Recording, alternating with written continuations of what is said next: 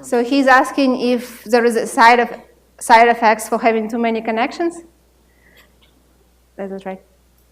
Well, first of all, antidepressants do have a lot of side effects, and you probably, if you're a little bit familiar with this area, I mean, a lot of you pre-meds, so I guess you might be interested in it. So a lot of antidepressants do have a lot of interesting side effects.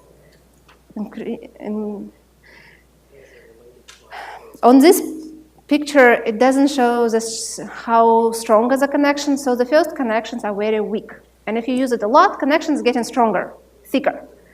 So all of the new connections are very weak, and they can produce very strong signals. And of course, they are unstable. So if you not start using them, they will be disassembled one more time, if it answers your question. Either way, yeah. Does that mean you get dumber if you take too much antidepressants? She's asking if you get dumber if you take too much antidepressants. If you take too much of anything, you can die. That's for sure.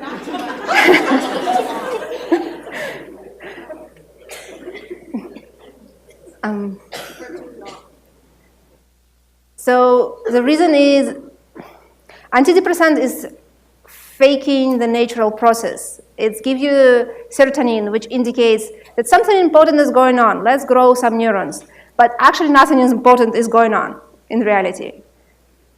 So whatever is built will be destroyed, and you will have to get an extra dose of antidepressant in order to come back to the same state.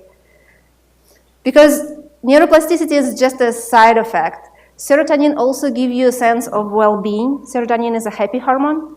It gives you a sense of well-being. If serotonin is low, you feel sad. Sadness is coming. So neuroplasticity, you don't necessarily feel it, but you do feel the low serotonin level. That's fine. So kind of switching gears here. Does the size of the amygdala change the ability to produce certain hormones?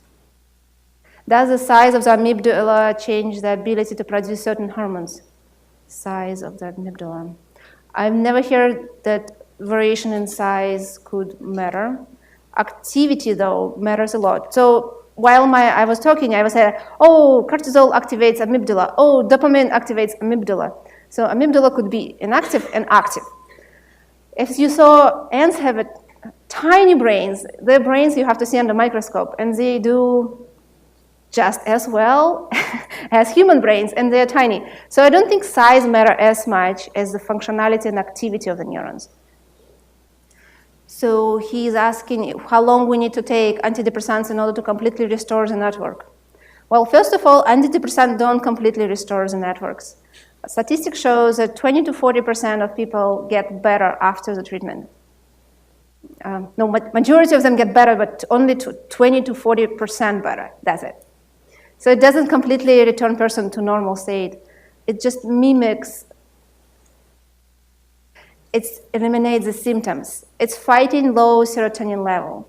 It's not fighting the absence of having a healthy network. So if person doesn't do anything except for taking antidepressants, it will maintain the higher serotonin level, which will mimic a well-being. They will feel better. And they might be more motivated to do things, because sometimes depressed people just not having energy and motivation to even go outside.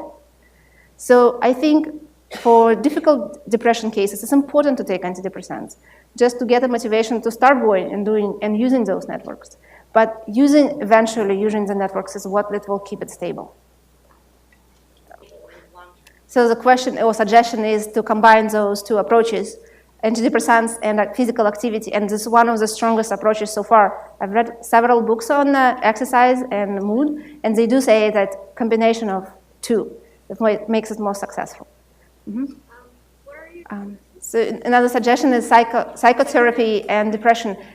Psychotherapy is, I think it's even more effective than antidepressants. It helps people to switch moods. So it's a whole different lecture. But people who are depressed, remember the movie? Have you seen the movie? When sadness comes, everything becomes sad. If you're sad, you want to be more sad. That's a cycle. And what people do is they get into the cycle, and once you're sad, everything you think of is sad. All the memories you recall are sad, because you don't recall sad, happy memories when you're sad. It's funny. When you're in a sad mood, everything is sad. So what therapy does, it helps people to switch from a sad mood into a happy mood. And it's commonly combined with the antidepressants as well. Mm-hmm. Yeah. Why is depression so popular among so many people? So, yeah, that's a good I was looking at it too, and it seems like highest groups are those. My personal opinion, this is an age when most people graduate school and start working. I think that when people stop learning, that's when they drop their happiness levels. Remember I was talking about flow and staying in the flow and challenging yourself? This flow channel? So while you're in school, all of those tests, exams, and assignments pushing you to get your skills higher and stay in the flow. But once you graduate and you're done with your studying, you don't have to get better. You got the job, you're good. 25, isn't that about when you get married? Good job, Tom, good job. That's a general approach. If I could join in the discussion, that's just absolute numbers, right? Yeah, that's absolute so that's numbers. not telling us the proportion of that age group in the demographic. Because demographically, that's right. different age groups are going to have different numbers. And so what we really want to know is the percent of 25 to 44-year-olds and 45 to 64-year-olds compared to how many there are in the general population. So unless we know that, we can't really make some generalizations and look at 65 plus, well, people start dying. You know, Exactly. so it's less because people are dying, yeah. Depressed, but because, you know, for other reasons they've passed away. So we can't do much with the hard numbers. But I'd also mentioned that, you know, there's differences in health insurance, right? Antidepressants aren't free. And so if you're a teenager, you may or may not have told your parents that you're depressed or may or not be in treatment. But maybe once you get your own job and get your own doctor, you know, there's lots of things in there, and we can't necessarily draw a lot of conclusions just based on those raw numbers. Yeah, and some people explain that rise of antidepressant could be explained by the fact that people are getting diagnosed better now than in the past. Possibly depression rates were as high, but now we can see it better. What about overprescription? Yeah, overprescription. Pre-med people, don't overprescribe when you get doctors. I'm from Russia, so coming here was very interesting to see that doctors are very ready to prescribe antibiotics and strong drugs, which you need to consider first before you even prescribe it. I noticed it by myself, just going to the hospitals. I was extremely surprised, and especially knowing how many bacteria are antibiotic resistant, and it's the big risk. How easy it is getting prescribed to the population is just scary to me. But I think before prescribing antidepressant, every doctor should consider if there is other alternative methods to help the person. Maybe this person is not getting enough sleep. Maybe this person is not eating well. Maybe this person doesn't have enough social connections. Social support is a huge factor in depression. So before considering those factors, prescribing something would be a mistake, because there are ways to fix it even without medication. Over there. So the question is the difference between anxiety and depression. Depression is when everything is low. Anxiety is when cortisol is high. So chemically, those two are different, even though some people have both. Or one can cause another one. Most of the disorders are caused by imbalance. So if you paid attention to all of those graphs, you probably noticed that it's all about balance. amount of one compared to another one. It's all balanced. And if you get too much of one thing, you can disbalance the rest. So on anxiety, for example, when people worry too much, worry is a high cortisol. Most of the time, I'll tell you, those people don't exercise. Why? Because they don't like the feeling of exercise. Feeling of exercise is a high heartbeat, difficult breath. It's the symptoms of panic attack. They don't like it. Even though they should know that if they do actually exercise and their body gets familiar with those sensations, they will react easier when, oh, I have a heartbeat. It's just when I exercise, it's not a big deal. So a lot of anxieties are also treated with exercise. It's a different mechanism. It's rather getting used to little forms of stress, because exercise is stress. It raises your cortisol level to a little extent and very short term, and has all of those good endorphins afterwards. So it's getting used, people are getting used to experience short-term little stress and say, that's fine, it's great for me. And when they experience stress at work, they say, it's just stress, it will go away. And breathing exercise helps too, but depression is dramatically different from an anxiety because it's low serotonin levels, and it needs to be treated differently. I don't know if I could quite answer that question that quickly. Do you think? Yeah? Okay. Somebody in the back had a question. Or maybe just like scratching. Okay, here. So Tanya, those of us who have gone through Gen Bio know that you ask hard questions. Oh, give me a hard one. I'll ask you a hard one. To which inside-out character do you most relate? Come on. Joy, of course. I admit myself, I'm very much addicted to natural high. Well, if you can probably notice. I enjoy activities so much. So one of them is going in the nature, for example. Apparently nature, natural beings, nature induces a lot of serotonin and dopamine in the brain. So if you don't like exercise, go to nature.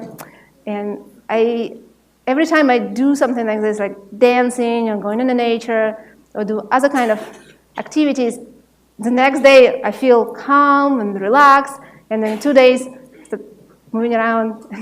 So when do we go again? Can't wait. And I think it's addiction, but we all addicted at some point. And joy in this movie, which is made actually very, very carefully. I was watching it skeptically, but they did everything right there. And joy is always moving around and excited and maybe overexcited. And maybe joy is the one who needs to learn to cool down sometimes, and which I could practice probably. There is a whole, do I have time? No? There is a whole area about brain waves. So joy is a perfect beta wave. Beta wave is like shh. And when we have a conversation, for example, we are in a beta wave stage. And our society is overwhelmed with beta. Alpha is when you're falling asleep and feeling relaxed. So meditation, for example, is switching from beta to alpha. The second stage is theta. Theta is active sleep, or, for example, if you're running or doing some sort of repetitive activity, that's theta.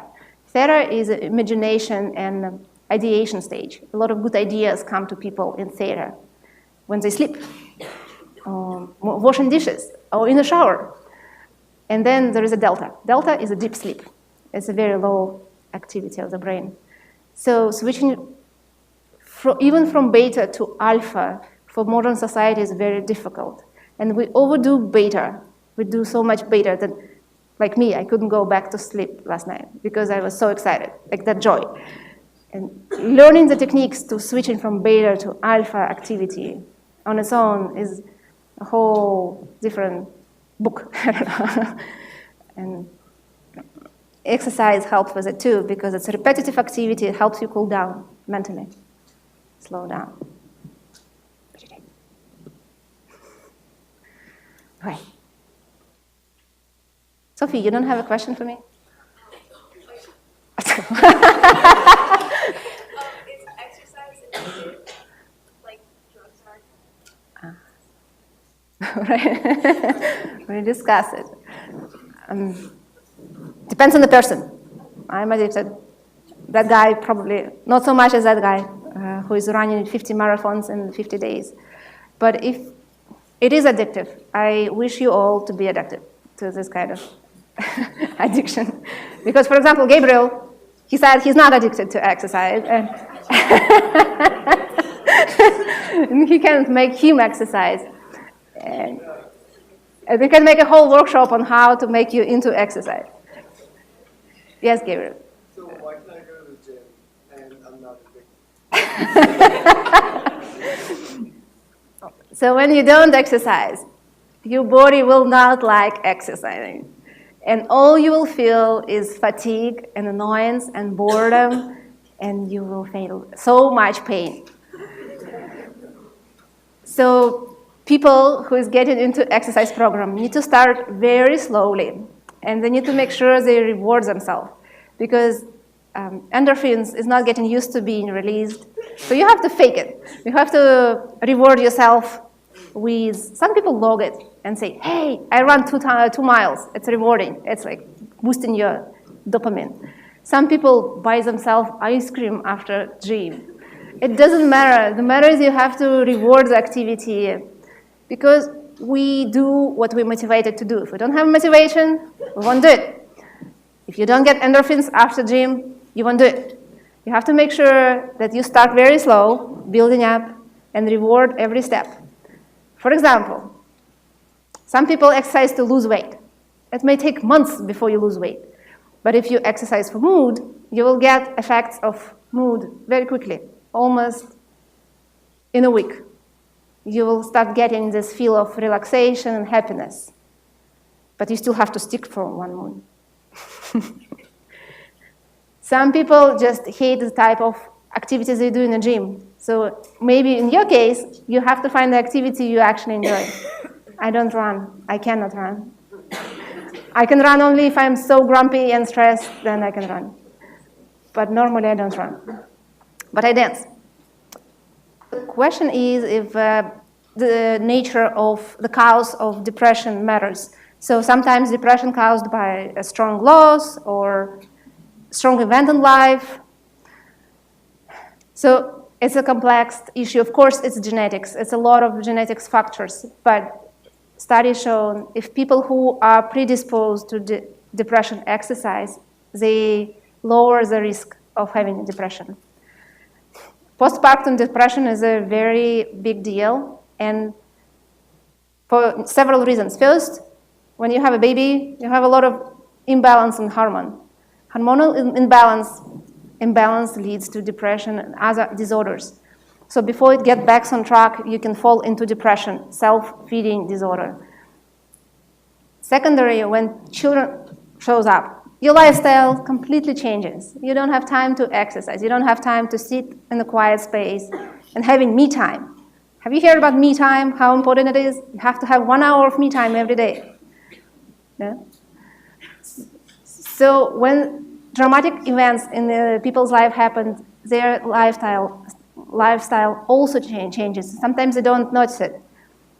So getting out of depression in those cases, it's also coming back to the previous state of activity and things that they like to do. So it's a complex. Definitely, when there is a death or something very dramatic, it will be hard. But that's why they say social support is so important to avoid depression. Mm-hmm. What would you say, like, when you were saying that if somebody died or there was a traumatic experience or something like that, why do some people handle it better than others outside of social support? So why people handle dramatic events in their lives better than others outside of social support? Tolerance to stress. So it's genetics, tolerance to stress, or again, people who exercise, they have a better tolerance to stress in general. But when significant events in life happened, such as loss of job or loved ones, it's what social supports when comes into play. If there is no social support, then there's not much which could be done. So I would recommend social support is the highest priority when depression is caused by traumatic events. Here. He's asking about music. I could make a whole lecture about music and brain. It's amazing how music affects our brain. And sometimes people think, why music affects our brain? I would start from other perspective.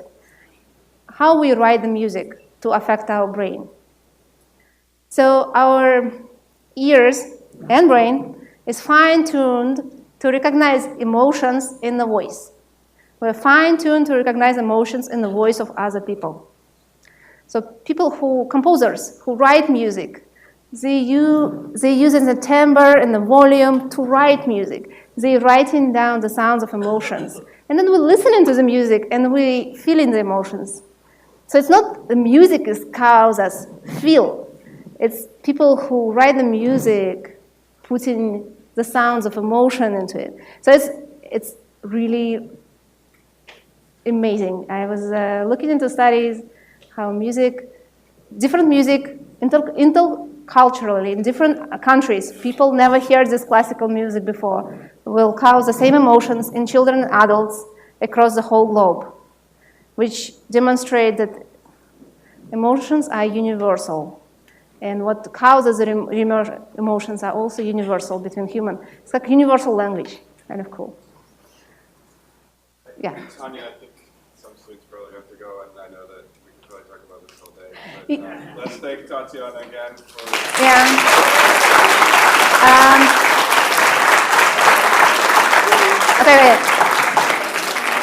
If you have a desperate question, write it on a piece of paper and leave it for me, and I will send it out somehow. Don't forget, there's another seminar next Friday. Thank you for stopping me. It's overtime. Thank you for asking all the way.